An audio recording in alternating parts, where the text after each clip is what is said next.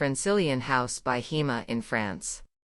In the suburbs of Paris, the extension signed Hemaa Architectes of a detached house brings together two architectures from different periods in a site, with marked topography. Preserving what needs to be preserved. A technical and historical analysis of the existing structure showed that the house had undergone a number of transformations, in particular volumetric extensions which, over time, had seriously damaged the original structure. The decision was therefore taken to divide the structure in two along a load-bearing brick wall, leaving only the noble part in good condition.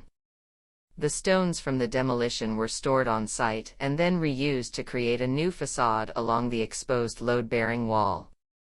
The new extension, which blends into the natural topography of the site, is semi-buried on the street side and, on the garden side, aligned with the neighboring buildings.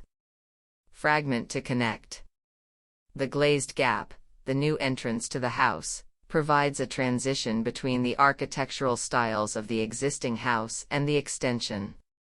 The neutrality of the architectural style of the gap allows each era to stand on its own. On the garden side, the new volume, wrapped around the millstone section and a patio, maintains this politeness between new and existing. For the extension, the light-colored long brick echoes the town's fine buildings, traditionally constructed in millstone and solid brick.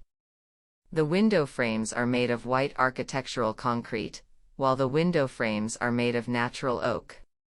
On the street side, the architecture is quieter and more introverted to preserve the privacy of the residents. To the south, on the garden side, the extension opens wide to face the long garden planted with fruit trees. The facade of the lower level, which houses the living room as a continuation of the garden, is entirely glazed, with sliding bay windows providing a total opening onto nature, while the patio provides natural ventilation for this walk-through space. On the ground floor, level with the street and connected to the kitchen and dining room, the passageway leads to a large terrace overlooking the garden.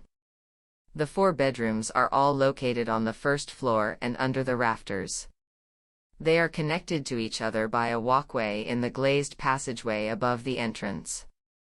Here too, brick and millstone give the impression of passing through the exterior to move from one volume and one era to another.